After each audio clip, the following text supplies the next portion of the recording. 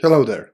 Last week I played round 9 in this Lone Wolf under 1800 tournament, and as you can see in the board, I lost the game, and I have to say it was a very painful experience, and I just couldn't force myself to analyze the game and to record this video for for several days now. And since tomorrow I play another game in the round 10. I thought that well, it's high time to make this video. And okay, I will show you the game and I will analyze it, but you will maybe understand why it was so painful for me to lose in this manner. And also it was painful because I was ranked number 1 in the tournament, and I had some good chances maybe even to win this tournament, and now my chances are very thin. I can still fight maybe to be among the first 3 players in the tournament, but I don't know if it's realistic to expect that I will win the tournament after this defeat. So this is why it was a traumatic experience for me. But okay, let me show you the game. So I played as white here, and I opened the game in my usual manner. We're just playing e4. He played Sicilian, so c5. And I decided for this game that I will go for just for Alpine variation, so anti-Sicilian variation with c3. The idea is to immediately fight for d4 square, because by playing c5 he's controlling d4, and now you want to fight for this d4 square. Another idea in Alpine is that usual variation in which you play knight f3 and then d4, you end up by trading your center pawn with your opponent's side pawn, and this is from the theoretical positional aspect not good. So this is more c3 is actually more in accordance with classical principles, because if you play d4 at some point, then you still get to keep your central pawns as well as your opponent. There are a few sharp responses to this move. Any slow move, something I don't know, maybe d6, e6, or knight c6 can just be responded with d4, and white has a pawn center and a very good game. The most challenging moves are d5 here, and also this knight to f6, and in these cases you have to know what to do. You have to know maybe a little theory, not tons of variations which you have to know by heart, or but just some basic plans and ideas which I happen to know. So d5 here, he decided to go for this, in my opinion, the sharpest line and the most demanding line for white, and this is d5. So according to the book, to the theory, you have to take this, so it takes d5, and this is the move which makes sense. There are also some other moves. One interesting option is just to play e5 and then end up in, for example, in something like advanced French. So if you are a player who knows how to play advanced French defense structure, then e5 can be a good move, and it is played on occasionally on very high levels. So to play e5 here is a perfectly viable option. I just went for the main line, so it takes d5, queen takes d5, and now I continued with the main line and played just d4. So immediately fighting for the center, fighting for the d4 square, and try to put the pawn in the center. The drawback of this position is that you will most likely end up with the isolated queen pawn position, which can be considered as weakness. But on the other hand, if you let's just say you immediately end up, this is not what happened in the game, but let's just say you immediately end up with isolated queen pawn position. This could be a good position, good dynamical position, if you can develop quickly and get your pieces to be active and also control this d5 square. And in this position you can do all that. You can develop first of all knight with a tempo, then you can develop your bishop, and now you can see that both your knight and your bishop are controlling d5 square. Also you have available f3, so very active square for the knight. You can also, for example, bring your queen to some active square. This queen from b3 also supports d5. So you can see that this is the textbook position, ideal position to have isolated queen pawn, because you indeed you can develop your pieces very quickly. You can develop your pieces on very active squares, and by doing so you also control this key d5 square. So even if you do end up in isolated queen pawn position, it can be very interesting and very good play for white. So let's get back to the game.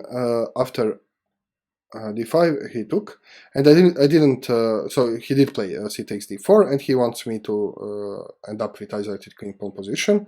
I could just take away immediately, but there is no hurry. I can just develop my knight, because you can notice that this queen is unprotected, and this pawn is therefore pinned, so he cannot move this pawn away. So this is why I'm not in a hurry to take this pawn, and I can always hope for maybe even avoiding isolated queen pawn position. It depends how the game goes. So he plays bishop g4, so now pulling my knight. This is something which can be expected. And again, I'm in no hurry to take the pawn, because still this pawn cannot be moved, so I can take it later if I want. So I played queen e2, now unpinning the knight, and he plays knight c6 now. And now at this point I have to take the pawn, because if I take with if I don't, you can see that this pawn now has two defenders, and it also has three attackers. But if he can remove very easily one of my attacker, and then he can even try to support this pawn, and it can lead to complications. So I think basically in this position you just have to take the pawn. So c takes d4. He played f6, now developing. I castled, so it's all just normal development moves. He plays e6, so now he's developing his bishop. Bishop e3. Okay, so I think this. Let's hold on a moment here.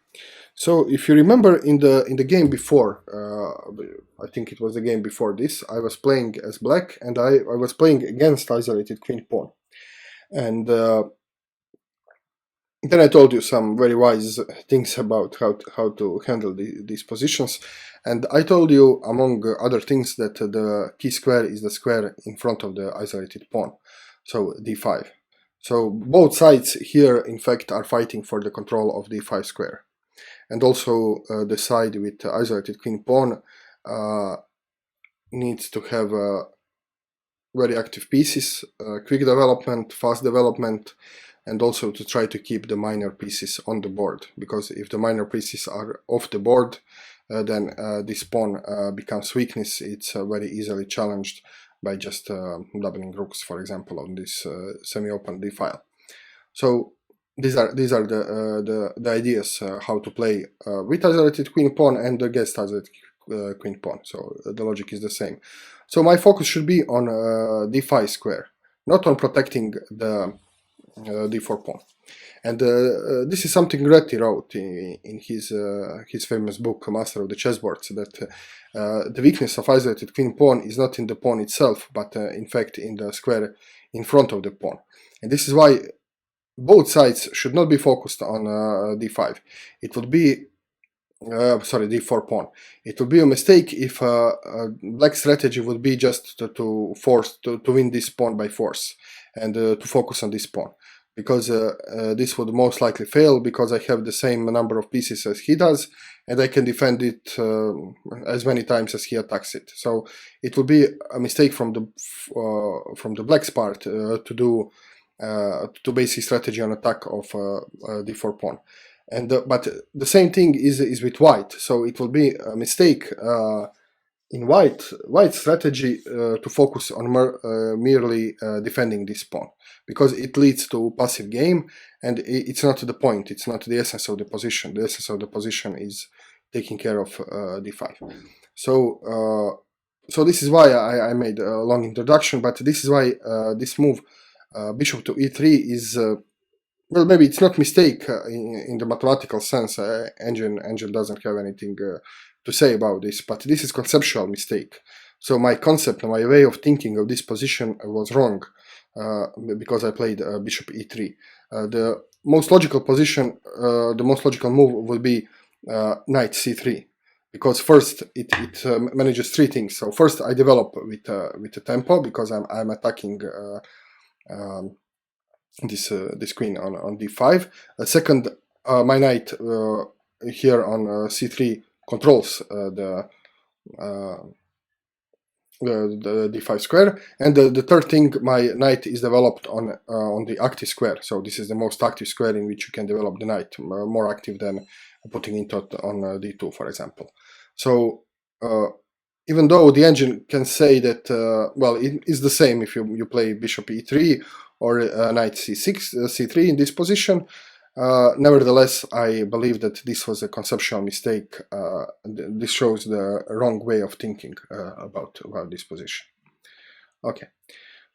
He develops, so bishop e7, and now again I have completely wrong plan. So my plan was to put the knight on d2, and then to put the bishop on c4, kicking away this queen. And this is too slow, and the pieces are not so active. I mean, okay, this idea does make sense, because by putting my bishop on c4, I'm controlling in a way this d5 square. So in this sense it is correct, but you can see that my knight is not in the most active square here on d2.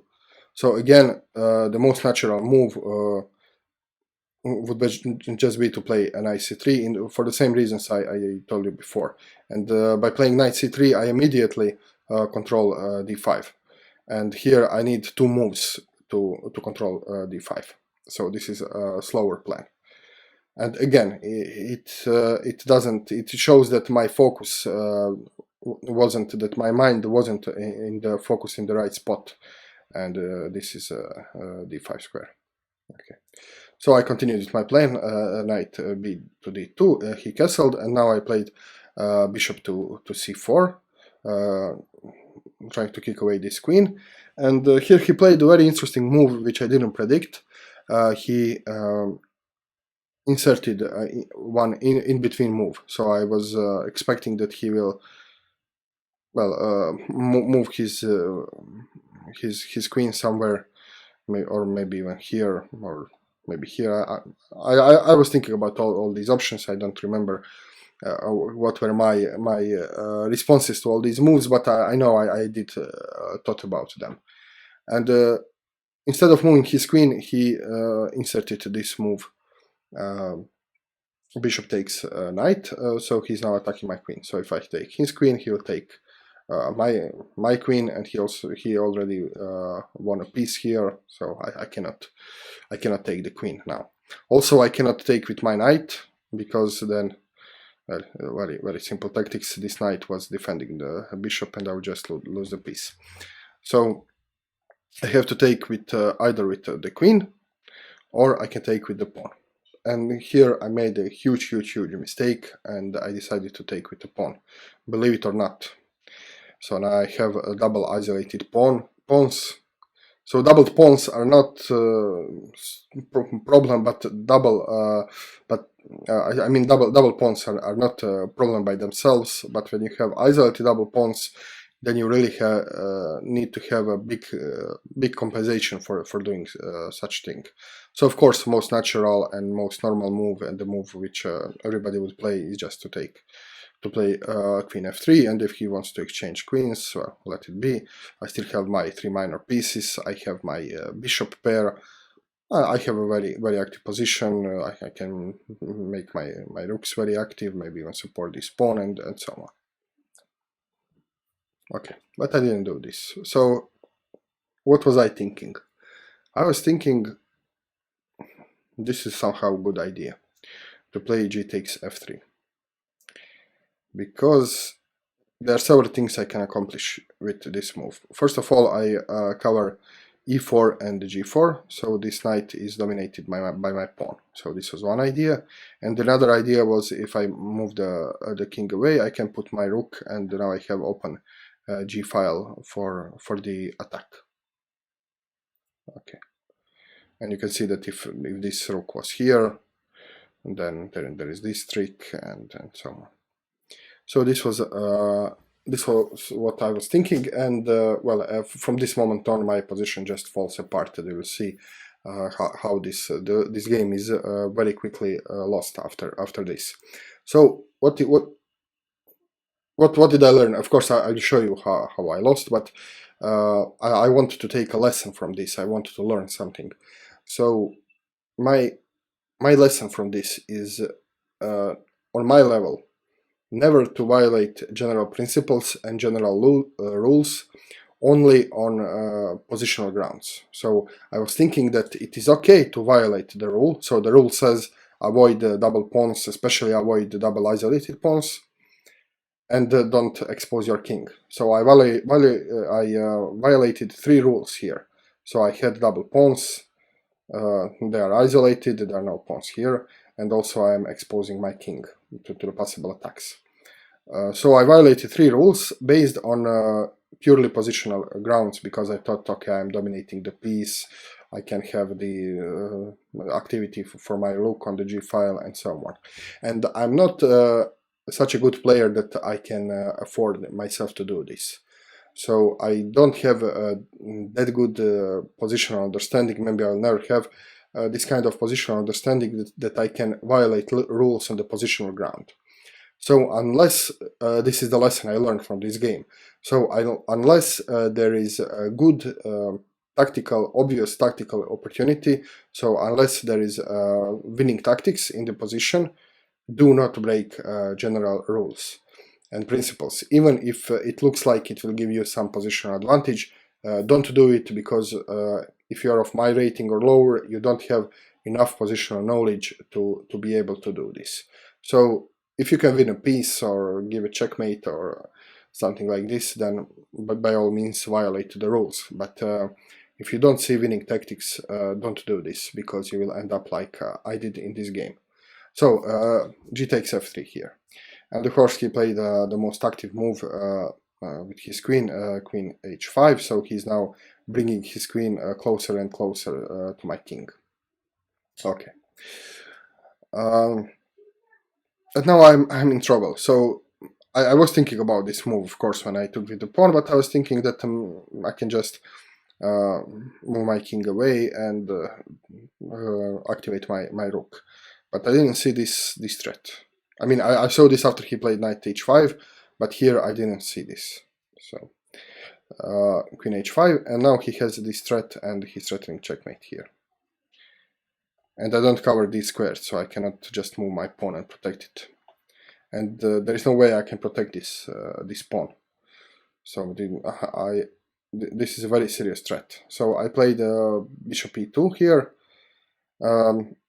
expecting if he plays this bishop to d6, I can just block with my pawn and then at the same time attack his queen. So now I'm just defending, and I'm not defending very well. Well, although my position is lost, so the computer says at this point minus 3.3, so I'm lost here, but I can still try to do something, try to defend.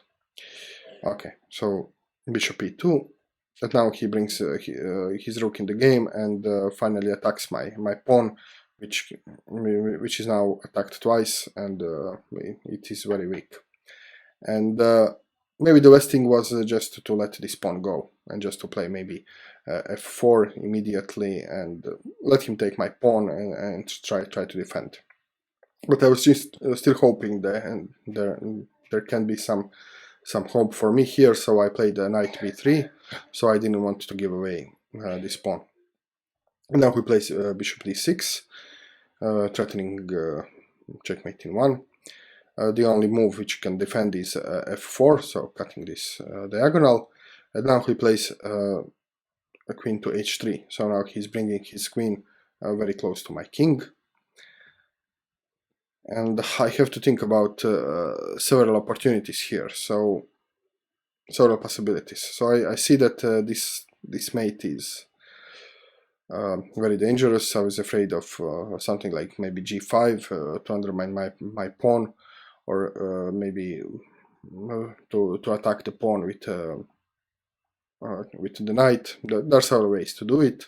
So I was afraid about this h2, and now the pawn is blocked, I cannot move it, so I was thinking that the good idea would be to play f3, because it accomplishes several things. First of all, it cuts off this, takes this square for knight, because knight on g4 would be also very, very dangerous thing.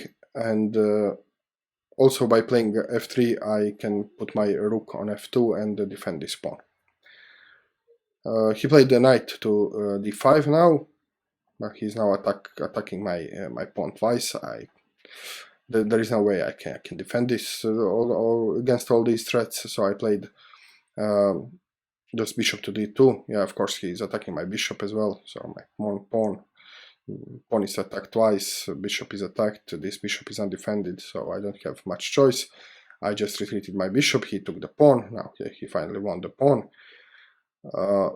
I took the knight, because, well, what else can I do? He's threatening checkmate because of this knight, so I have to take it. He took with his bishop, and now I played rook to f2 to defend against mate in 1. And I was forced to play this, and now you can see immediately tactical opportunity, bishop to e3, pinning my rook, so now he will win the exchange. Queen to e1. Okay, if you win the exchange, well, at least I can take with the queen and do not lose this h2 pawn, because if I take with the queen, with the king, then he can take the h2 pawn with the check. So now he cashes in on another pawn, and I still have some mild hope. If this was a blitz game, you can see that he's very low on time, so he has only 2 minutes, and he has been low on time. I'm just going back for some time now, so for example here he had only 3 minutes, so on. So here he had only 2 minutes. So if this was a blitz game and he has only like 20 seconds, maybe I could even pull this off, because there are some tactical tricks here, but he avoided all this. So one trap in this position is the move I played. This is bishop to f1. Now I'm simultaneously attacking his queen and his undefended bishop. So he would just to retreat his queen, I would win the piece, and I would be better.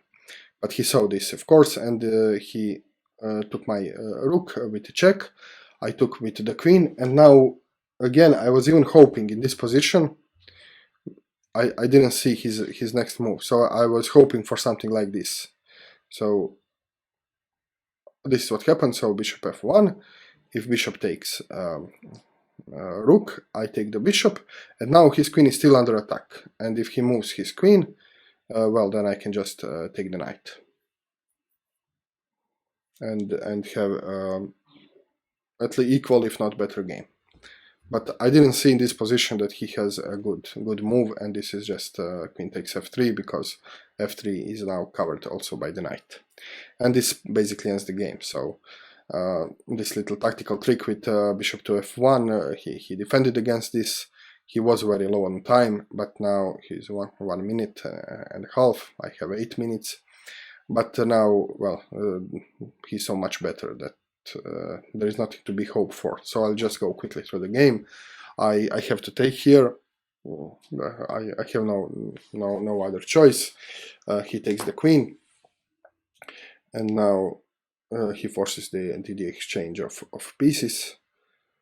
Okay, now he penetrates my pawns. I'm now doubling rooks. You can see the hope is none. The hope is only, well, he can only blunder some fork. But you can see that already he has 3 minutes and 30 seconds, because now he's playing very fast, because the moves are now obvious. So now he forces the exchange of rooks. and now he's two pawns and exchange up, so I don't have any real chances here, and so I took some fight. I was hoping for some forks, but well, it was just a checkmate here. Okay, well, this is the game. I hope I will learn something from this game, and I hope maybe you will learn with me if you're watching this this video, if you watched so far. And well, tomorrow is another game. This is round 9. I have a very strong opponent tomorrow. He's over 1900 in Blitz, and he's 200 points stronger in Blitz than I am. He's also stronger in Rapid, and he's stronger in Classic ratings, so by all parameters he's the favorite tomorrow. But well, we'll see how it goes. I will show you the game afterwards for sure. Thank you very much for watching. Please, if you didn't subscribe to my channel, click the like button, leave the comment below, share the video, and see you very soon with more chess. Cheers.